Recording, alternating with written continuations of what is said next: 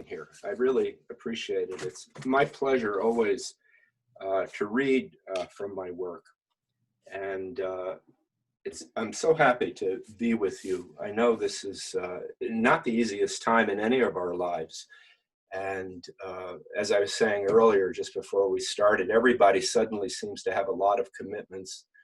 Our overwhelming commitment, I think, is to our physical safety and also our mental health.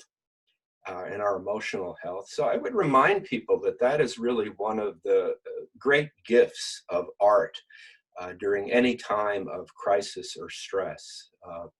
Whatever art that we're drawn to, it heightens the experience of being alive, and it gives us perspective on what it is to be alive, even as we endure difficulties in our personal and public lives. So the book is Carnevale. It's pronounced Carnevale. That's the Italian pronunciation, which means carnival. And it's a big book, as many people already know. And I'm happy to say that there are people who have read it twice because they liked it so much. And more than one person has told me they were sorry when it ended. They wish it had gone on even more. And so, that's just, very encouraging to me as a writer, because the publisher took a chance on publishing. It's a small press, Fomite Press in Burlington, Vermont. They took a chance on publishing such a big work of literary fiction by an unknown fiction writer. This is my first novel, even though I have several books as a poet. And what's gratifying is that people who have read it have really gotten into it. And if you haven't read it yet, or if you've gotten stuck in it, as some people have told me they have, get back into it. I mean, winter's coming on. It's a good long read. It's a good way to transcend time and place. And, there are many motifs here. This is not simply a linear narrative of a guy named Guido Diamante, and from childhood to late middle age. That's the thread that draws together many themes. It's a book about art. It's a book about the art market. It's a book about art history. It's a book about faculty life. There's a spiritual dimension to it, because Guido certainly is on a search for self-realization of some kind. He practices Zen. As far as he's concerned, he's inherited psychic gifts from his grandmother. And his dear cousin, Tina, also has inherited these psychic gifts. And so their relationship also is another aspect of the book. There are many secondary characters in the novel. As one reviewer said, some of the secondary characters are so vivid in this carnival of a novel that the secondary characters almost steal the spotlight from Guido, and that's just fine. I think that Guido's story certainly is the story of many people, just as any of our individual lives are the stories of many relationships that we have over time, and even the relationships we have with those who have left the earthly plane. Those relationships continue to impact us. So there are ghosts in this book also, but I won't say anything more about it, so I hope you'll read it. I'll just tell you what the scene is I'm going to read. A lot of the book is about Guido really becoming an artist, and his earliest muse is Graziella Laporta, who works at the Villa Giustovera, who is the barmaid at the Villa Giustovera, and who is engaged to George McGinnis, who's a bit of a lout, and Guido, who is younger than both Gracie and George, can't really understand why Gracie is attracted to George. And he is fascinated with her. He has a crush on her. Guido, in the scene I'm going to read, is about 17, and Graziella is about 21. So there's really, at that stage of life, there's quite a difference in their experience and in their reality. Earlier on in the novel, very early, Guido has done a sketch of Graziella. And Graziella knows that Guido is a gifted young artist and encourages Guido and says to Guido's mother, maybe someday he'll actually do a portrait of me. So as the Carnevale, which truly is a gala masquerade ball, approaches at the Villa Giustavera, and everyone's getting ready with their costumes and wondering what character they're going to portray, suddenly, one afternoon, Graziella appears at the villa in her costume, and that's where this scene begins, because she wants to have Guido do her portrait in costume. I hadn't expected Gracie to remember the afternoon when my mother broke up the bedding about her lingerie and chased away my father and his cronies. But one afternoon, in anticipation of the Carnevale, she appeared in the foyer wearing her costume for my mother's approval. Hearing her voice below, I listened from outside my bedroom while she discussed the portrait of herself that she wanted her buddy, the artist, to do. I hadn't the nerve to come downstairs, but I heard my mother happily approve of Gracie's idea. These days, she was happy about almost everything. And when my father arrived on the scene, he also applauded the costume and the notion that Graziella would pose for me. I was scared shitless. After Gracie had gone, I was informed that I should set aside a couple of hours on the coming Wednesday afternoon when she would sit for the portrait. That meant I had 2 days to prepare for my undoing, 2 days until I would be revealed as nothing but a doodler. I considered an alternative career as a snake handler in some traveling sideshow that could take me far away from Kinderkill. When I recalled it was a large woman in a skimpy exotic outfit that I had once seen perform such an act, I was further mortified. My freakishness felt unbearable, and the spirit of Benvenuto Cellini, that's Guido's hero, was nowhere nearby to encourage me. If I ran away for a life on the road, I had no doubt that my parents would send the police after me. And then what? Confinement in a mental hospital. Madawan, probably. I decided instead to go down like a man. Gracie arrived at the villa on the appointed day. My mother, wreathed with smiles, made a great fuss over her entrance. I now realize how fond they were of each other, and that my mother had high hopes for Gracie, who, as I have said, had a head on her beautiful shoulders. I came forward shyly into the foyer to meet her when I was called. I guessed that Gracie in her full skirts and petticoats must be a character from Gone with the Wind. However, batting her eyes at me, she said she was Little Bo Peep. In a cute voice that killed me right there at the foot of the main stairway, she pined for her lost sheep. Oh, where have they gone? She looked at me as if I might be one of them.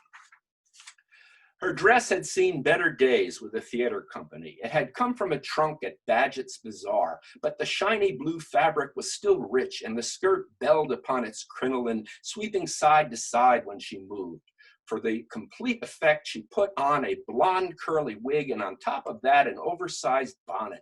This silver and white cap was touched with the same red ribbon that gathered her gown's puffy sleeves. Over the dress, she wore a bodice of blue velvet, snug at her waist and laced fetchingly below her ample bosom. Cleavage. My father, who joined us in the foyer, predicted that if Little Bo Peep were to serve drinks during the Carnevale, we'd do a fortune in bar business. But Gracie replied to him demurely, Anna told me I could have the night off, Zizi.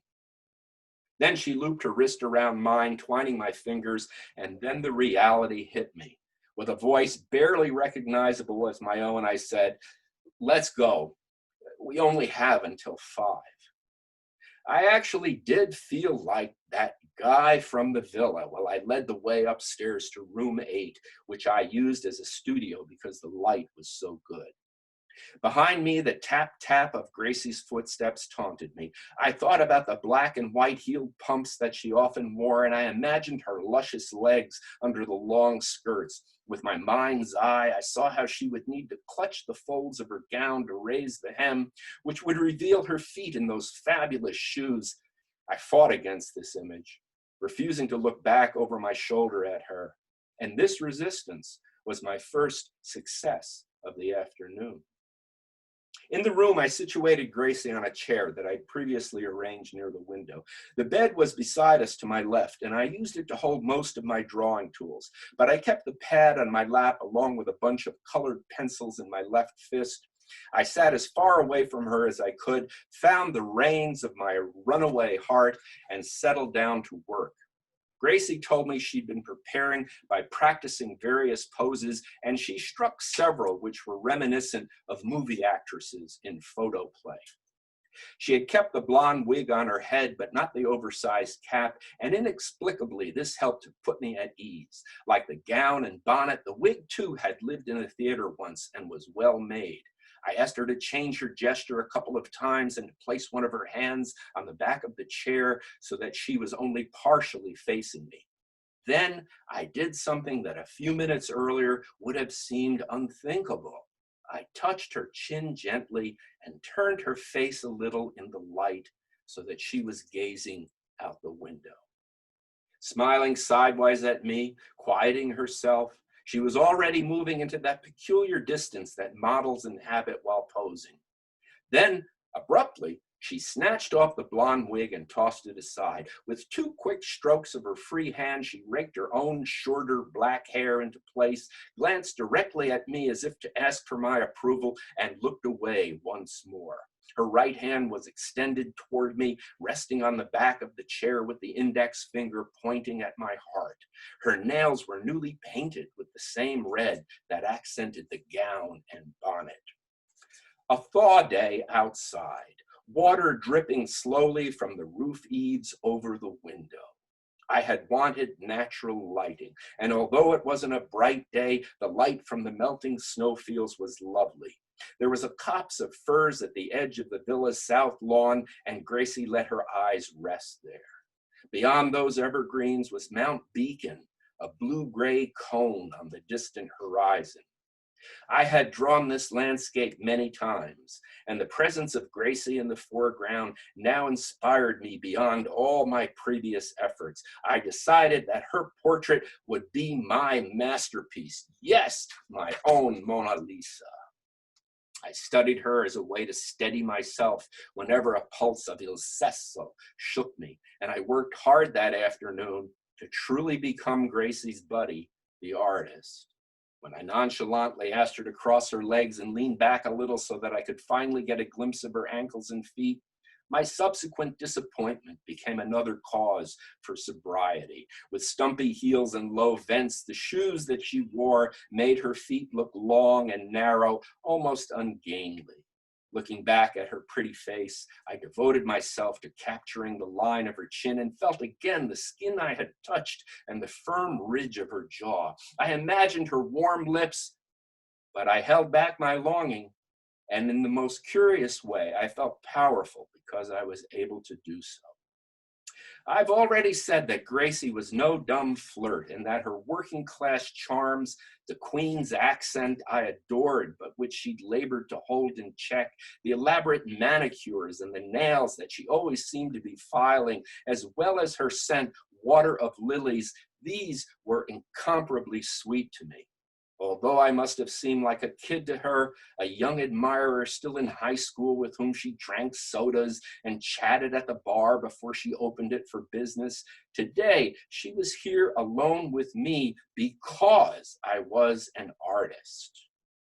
I continued to wonder how she possibly could be interested in George McGinnis, who brayed like a mule when he laughed and whom I'd rarely heard speak to her except to say things like crush and gimme and feather, the words of their secret language. I refused to believe that they were going to be engaged, and how I wished that she would drop him, preferably from a tall building. My father did not regard Georgie, many years younger than himself, as a close friend, and yet, like Gracie, he too saw something in the Mick that I could not. Georgie was a regular at cards and craps, and also during the recent renovations of the villa, his cement work on the two patios had sealed their bond. While he was nothing like Manaperta in relation to my grandfather, still I had to concede that George McGinnis, with his tan good looks and wavy blonde hair, with his skills and personal friends in the trucking business, was always welcome at the villa. A high school dropout like my cousin Chris, he had one time given me a compliment because I excelled in school and was clearly headed for college. But I had brushed it off. If, like the mythological Tantalus, I only starved myself before the thing I could not have, there would be no portrait of Graziella Laporta. But when I dared to think about her in my embrace, the blood would pound in my chest until I had to stare off at Mount Beacon to cool down. And so, as Gracie herself grew more abstracted, settling into her pose, I too became more withdrawn and committed to my work. At first, I struggled with the figure emerging on the page before me. I was involuntarily resorting to cliches that my pencil could perform from memory, reproducing an image from a book Cristiano had unexpectedly given me, glamour girls and how to draw them. Intended for fashion designers and commercial artists, it was a step-by-step guide, like others I'd used for landscapes and horses. The author illustrated how the foundations of the figures were geometrical solids, how these forms developed into heads and torsos, thighs and ankles, and were finally brought to life with the addition of telling details, the arch of an eyebrow, or cleavage insinuated with a single stroke. As for the stylish clothes that glamour girls wore, they were analyzed into a set of common parts, the bib and bodice of a dress, for example, or the vent of a skirt. The author, Gary Sebastian, Mr. Sebastian, as he's known in Hollywood, wrote that the basics are altered easily according to the demands of fashion.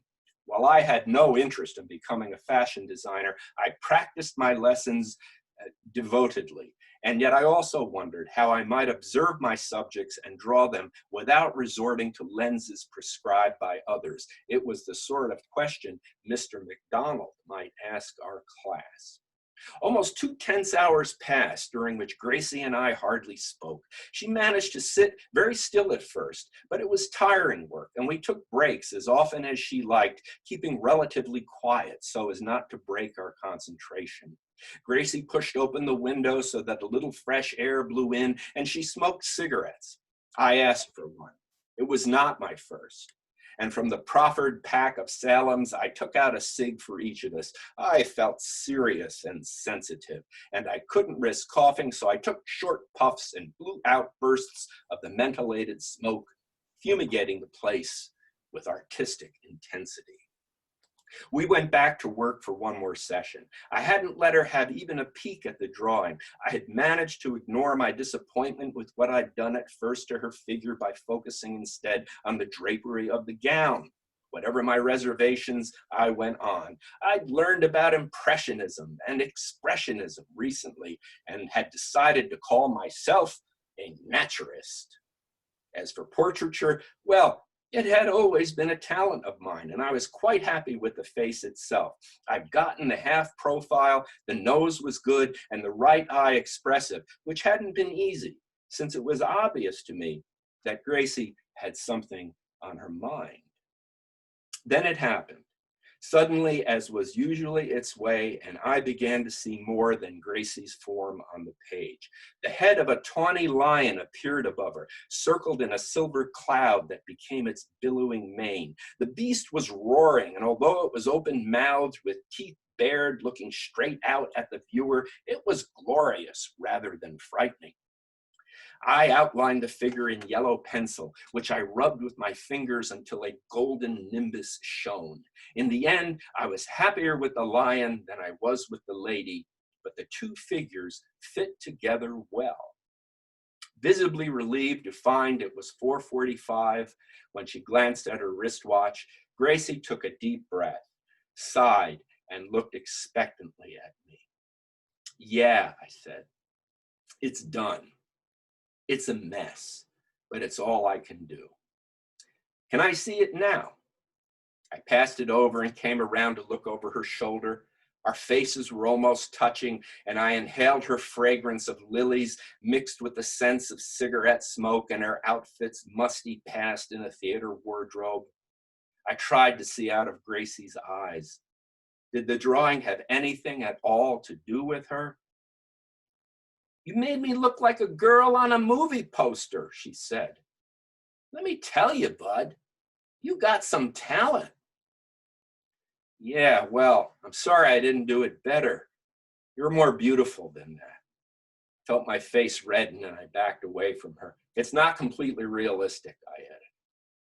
"I could have had a picture taken with a camera if I wanted that, Guido. This is art. It doesn't have to look exact. But what's with the lion? I mean, I like the lion. But what is this, MGM?" No, I began hesitantly. "You could think of this as an allegory, like the old masters did. Courage, you could say." Then I blurted out the rest. "Listen, Gracie, you got a lot going for you, and if you stay with George McGinnis, you're gonna need it because he'll always hurt you. He's dumb as a mule, even if he is as strong as one." "Who says he hurts me? I could see it in your face." "How do you know he hurts me?" she repeated, disbelieving. Then she got a hold of herself. A torrent of tears was waiting, but sniffing once sharply, she held it back. A host of old pains gathered at the corners of her eyes, remaining there until she could forge a smile. That's how she does it, I thought. That's how she stays with him. But I had no idea why. For the first time that afternoon, she looked directly at me. In the dark irises of her eyes was something bright, something that George had put there. And I saw how much she needed that. Her eyes are that light, ate that light, just as my own eyes did, feasting on whatever it was that I loved, which was why I made pictures. Was Georgie enough for her? Did they really have the sort of love that the singers all sing about? Or was it something within Gracie herself that made a life with him seem possible? Courage, I said a moment ago. Face to face with her now, I really did feel like a kid, and yet I couldn't deny that Gracie was genuinely grateful for the funny Valentine I had produced. "You're a sweet guy, Guido, and I hear what you're saying, and even a little more than the words. This picture is great. I'm gonna roll it up right now, and maybe later I'll get it framed. Thank you so much. I owe you for this. But if you will excuse me right now, I gotta get changed and ready for work." She was still somewhat flustered and fumbled to secure the scroll of paper with an elastic hair tie. Then she slipped it into her bag like an arrow into a quiver. Retrieving a pack of Wrigley's, she offered me a stick, took one herself and pushed it into her mouth. She began to hum while she chewed the gum and gathered her things together. "We will talk later. Meanwhile, I'm a very happy customer, Mr. Artist Buddy." "Don't show it to him," I said quietly. "Please, he wouldn't get it." "Well, okay, but you think about this. You did this for me, and I'm proud of it. I might want to show it off. Georgie can be mule-headed, like you say, but he's also very nice to me. Believe it or not, he can appreciate pretty things." And so that's the end of the scene, and that's actually the end of part one in the novel. Soon to follow will be the night of the Carnevale itself, and there are many adventures that Guido has on that night. But it strikes me that that's a good place to pause. I read for about 20 minutes, and some of you might have comments about what I read. I also know that some of you who are watching have read the novel. And if there's anything you want to say about the book or ask me about it, I think this would be a good time to do that. As Ksana said, just send a message to the chat, and then she's going to relay that message to me, and I'll respond verbally to the message. So let's do that for a few minutes. And then if you're into it, I mean, we've got plenty of time. If you're into it, I'll read some more. I love to read. You can just relax if you want to hear more, or if you have other things to do. Non c'è problema. But anybody have anything to chat about? Nothing so far. I know it takes people a minute to type. Let me pop the chat back up on everyone's screen here. Chat here. Help everyone find it. How long did it take you to write this book? A big piece of my life. You know, I was thinking, I actually read a draft of that very episode the last year I taught at Ithaca College in 2004, 2005. So I was working on it in 2004, 2005. I let it rest for a number of years. Some of you know that I taught at Weill Cornell Medical College in Qatar for 4 years. And I made a deliberate choice that I wouldn't bring the novel in progress with me when I was in Qatar from 2005 to 2009. But I came back to it shortly after my return to Ithaca. So all told, really, yeah, over the span of about 19 years. It was about 19 years ago when I started it. Nice. All right, Richard Anderson says, I'd like to follow along in the book. What page are you starting at for round 2? Right, okay, so I just finished up, we finished up on page 143, and the next section I would read would be on page 222.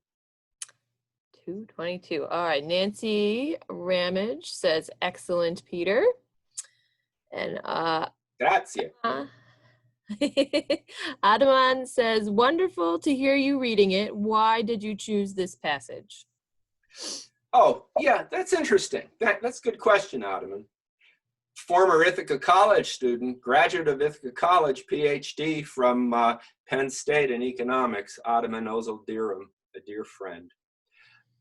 Because I've always thought this passage really says something about what it is to be an artist and also what it is to be a model. I worked as a model a lot after I graduated from Cornell. When I lived in Ithaca for a year, I worked as a model for some great painters at Cornell, J.O. Mahoney and Zevi Blum. And I learned a lot about art by being a model. But also, since I found that my gift is not naturalistic drawing or painting, even though I love naturalistic portraiture, I thought a lot about an artist's consciousness when he or she is in the midst of observing a model or some subject. And so I believe that Guido's recognition of what it is to be an artist, and also remember, he's an adolescent boy. He's full of adolescent male hormones at this time, and he has a mad crush on Gracie. He learns about sublimating that, and he learns about discipline, without which one really cannot be any kind of artist, and I don't think without self-discipline one can have any real success in life. So it's really an important moment in Guido's life that he's there, not quite like Tantalus, as if the object of his desire is going to continue to torment him, but he discovers that something else is possible. He feels empowered because he's able to take control of his sexual instinct. That's il sesso, as he calls it. That's Italian. And he's able to really, without thinking about it, but kind of intuitively, he sublimates that energy, and it becomes part of his artistic energy. Throughout the novel, that issue rises again and again. Guido is a very sexual being, and a lot in the novel is about erotic energy and the connection between erotic energy and aesthetic energy. So that's one reason I chose that passage. It also brings back the model that I had in mind of Graziella Laporte to someone who I did actually know in my youth. Nice. One more question, John Gillian. Sorry, John. Have you any other novels starting or coming? Hi, John. John is my brother-in-law, John Gilliland. Hi, Claire. I see you there too. I'm working on a short story collection right now, a collection of linked stories. They all have something to do with the experience of American Buddhists. And without hitting the nail too hard, I'm trying to depict in these linked stories, certain characters repeat. I'm trying to depict what it's like to be a Buddhist practitioner in contemporary America. And you know, whenever I have time now, I'm returning to that, and I'm really kind of rounding in on the end of it now. There are a couple of stories left that I need to write to complete the arc of individual characters' narratives. So that's what I'm working on.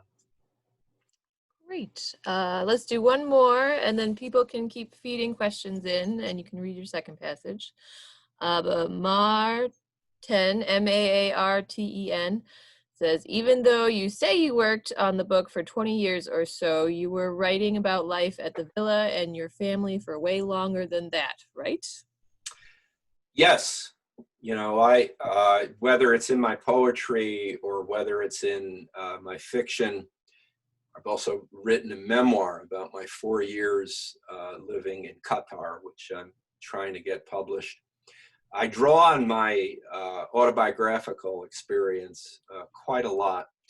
Some of you might remember, some of you who've been around Cornell might remember Ronald Sukenik, who taught for a year at Cornell in the early 1970s. And he was a creative writing teacher of mine at a really important time. And I saw that he was able to use autobiographical material as a basis for fiction without calling it autobiography or without calling it memoir. And that was exciting to me, because I thought, well, you know, I have an acute memory. I really do. People are often remark, how do you remember all these things from childhood? Well, I have a really good memory. And so a lot of the material, you know, that really was transformed into the fiction of this novel, it certainly comes from, you know, these memories of life at the place where I grew up, the Villa Riccobono in Wappingers Falls, not Kinderkill, not the Villa Giustovera. And in that sense, that material has always been with me and continues to be with me. Great. Well, people can keep feeding questions and comments into the group chat, and how we start the second reading, and then we'll do another round of questions. Excelente. All right, so on the night of the Carnevale, without giving it away, there are many chapters that cover the night of the Carnevale because it's a central experience in Guido's life. One of the things that happens is he curses George McGinnis because of the way George treats Gracie on that night. And as I've indicated, George has been Guido's rival since Guido was a teenager. So Guido is conflicted about the power of this curse. In Guido's reality, the curse is real, and he really means it, that George is going to have to pay for the harm he has caused Graziella. But as he gets older, several years go by, Guido eventually matriculates at the fictional Hudson River College of Fine Arts, which is located somewhere in the mid-Hudson Valley, at least in my imagination. And he begins, of course, he begins to mature a little bit. And so this next sequence that I'm going to read is actually a few years after the sequence that I just read. And if you're following in the book, this is on page 222, chapter 19. Graciela left George McGinnis, and then she left us, saying goodbye to my mother, my father, and me out front of the villa under the maple trees. It was during a sweet and sour spring after Nonna had returned home from another stay in the hospital and was bedridden. I'd just finished my junior year in high school, and a lot was about to change for me. And I think of my last moments with Gracie as a sort of benediction. I return to this memory whenever I have doubts about myself. Life is circular and certain themes recur, and these depend not only on outer events, but also on what's in your heart. Beautiful, wounded, courageous Graciela Laporta lives in mine. My parents and I were sitting together in the shade of the patio, and on this particular afternoon, the three of us were happy, like a regular family, happily sitting there on the springy metal chairs that my father had recently painted. Maybe they were expecting Gracie, because they weren't surprised when she drove up in that beat pink and white Pontiac of hers. They stood up to greet her, and then they were all kissing each other's cheeks, keeping their voices low, as if somebody shouldn't know what was happening. Gracie's black hair was pulled into a tight bun, and she was dressed in a light blue skirt and matching jacket. She had on white, soft sandals. Her bare legs looked gorgeous, as always. She had on oversized, fashionable sunglasses, and she didn't remove them while she spoke. She smiled hello to me, and then started talking about her upcoming trip. She was driving herself across the country to live with her sister in Phoenix. It was the first time I'd heard anything about this, and I listened closely. I felt happy for her. Since she had stopped coming in to open the bar, I'd barely seen anything of Gracie. I remembered when she and George were on a date for dinner at the villa and then started arguing afterwards in the parking lot. I had looked on through a window of the lounge, and with cool detachment, while she put him down, I thought I was watching my curse in action. Now, Gracie started crying while she was saying goodbye, and then both my parents hugged her and kissed her again. Although she was sporting those Hollywood shades while standing beside her, I couldn't miss the black and purple shiner around her left eye. She caught me staring, paused for an instant, and then casually slipped off the glasses to daub at the eye with a tissue.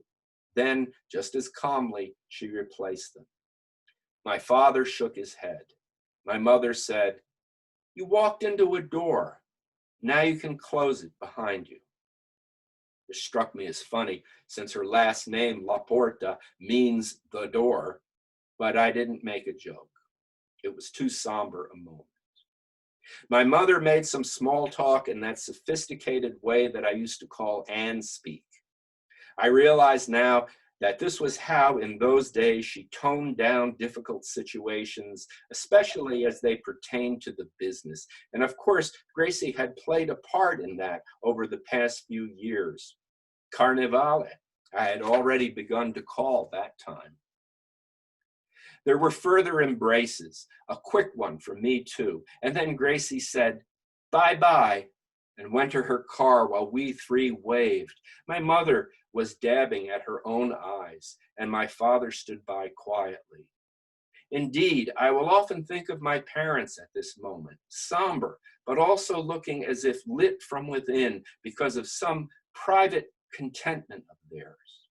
Years later, mulling over the scene yet again, I have come to suspect that they must have made love earlier that day, and that for a change, they felt rooted together in their lives. I can clearly see them with arms around each other's waist, with their free hands waving goodbye to Gracie, my parents standing before the Villa Giustovera like a pair of maples, the wind in their branches. A moment later, from behind the steering wheel of her car, she called me over. Oh, this moment always seems to me recalled in slow motion, but no matter how hard I try, I can't clearly bring Gracie's face back.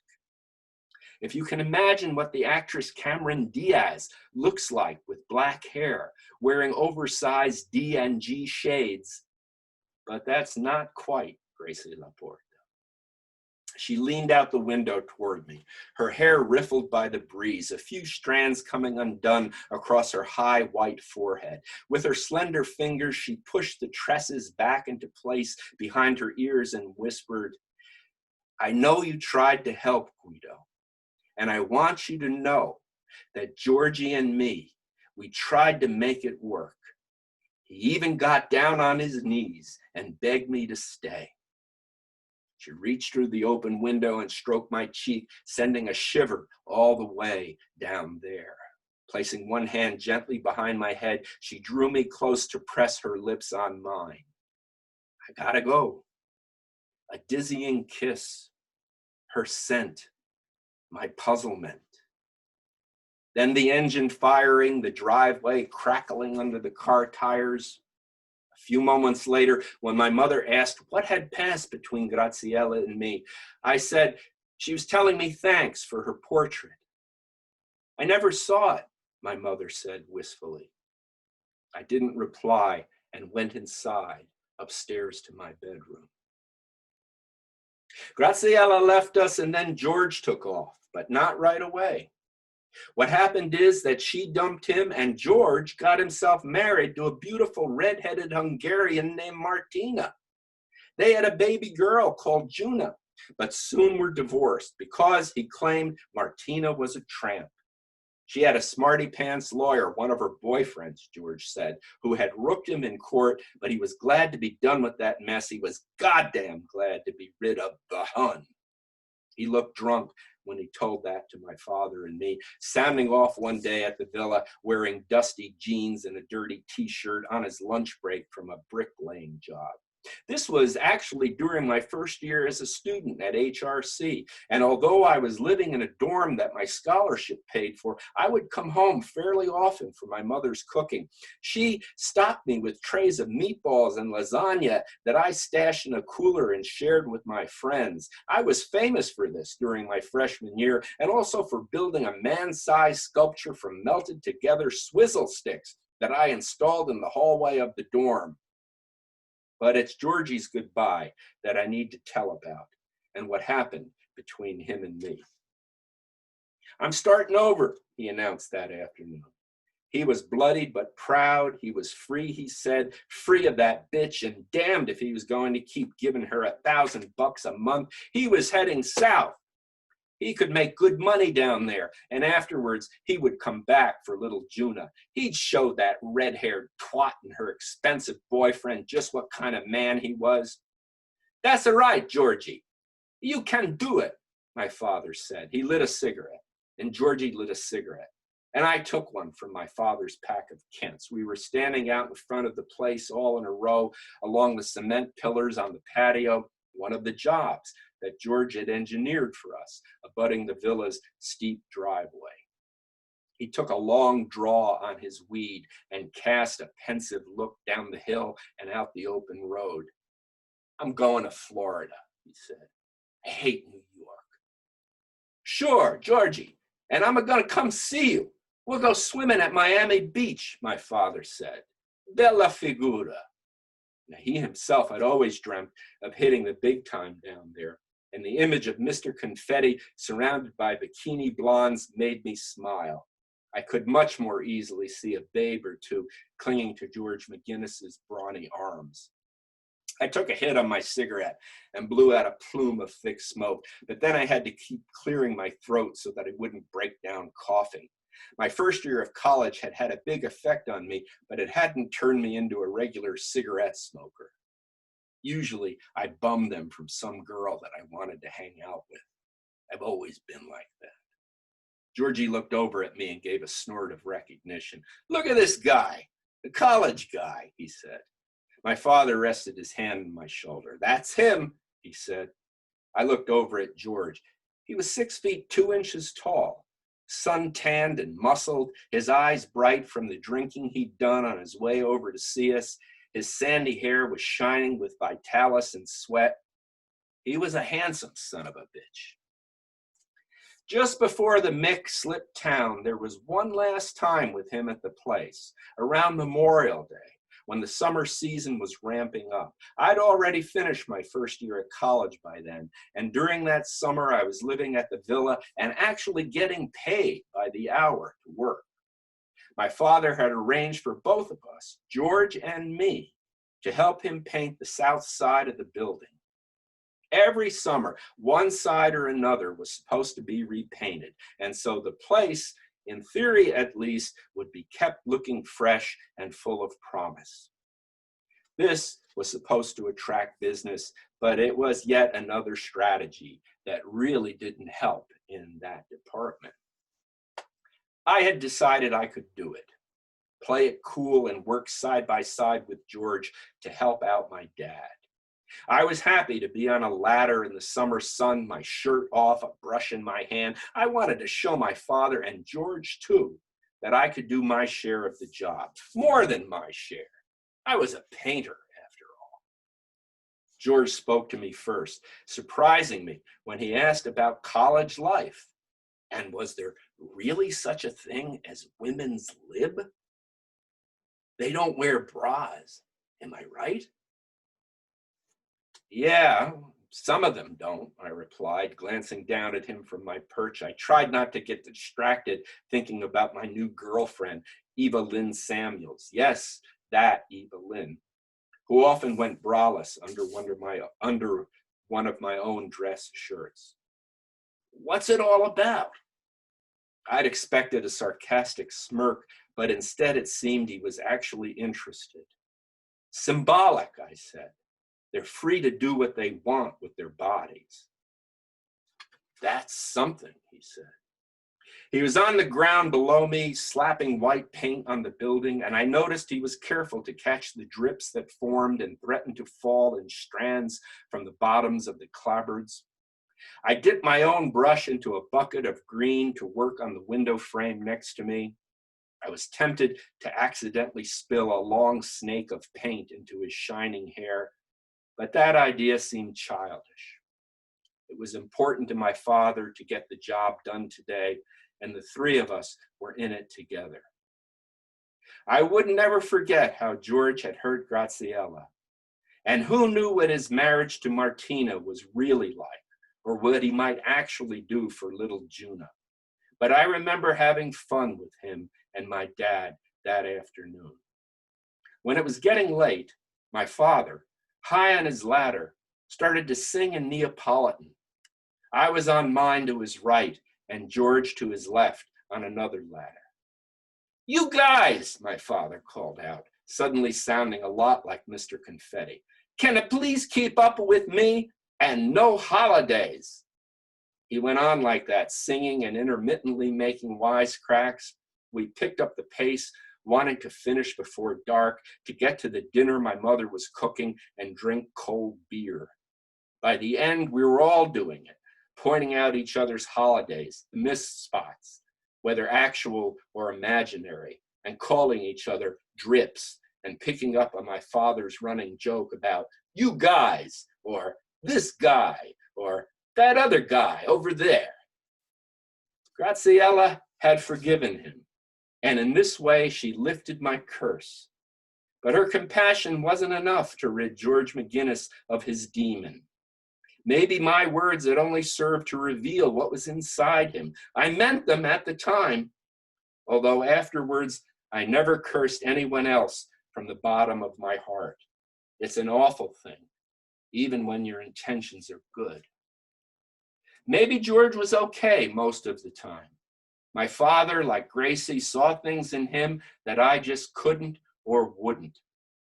He always planned to visit George in Florida, but sometime later he told me that in Fort Lauderdale, George had been shot to death when he tried to stick up a gas station. Unbelievable, he said, lowering his eyes. But I believed it. I could see it. And I was sad that things turned out like that for George McGinnis. Oh, I'll stop there. Okay.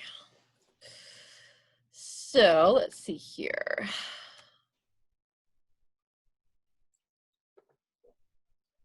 Philip and Wendy both are asking about audiobooks or recordings on CD. Do you have any plans to do one for this book? Gosh, folks, I really want to do that. And I had actually planned to go visit a friend who lives in Westport, Connecticut, who's a musician with a recording studio, and to do a recording of the book. But that plan has been scotched thanks to the pandemic. It's possible that I'll try to buy a good external microphone and do it here at my computer. But right now, no, I haven't done it. People have asked me about it, and I do like to read, and I hope to do it sometime. Great. Taman said, thank you so much for sharing. I hadn't quite noticed the musicality of the language it was written with until I heard you read it. And then Linda says, Peter, who do you feel is the second most important character after Guido, and why? Yeah, that's a good question.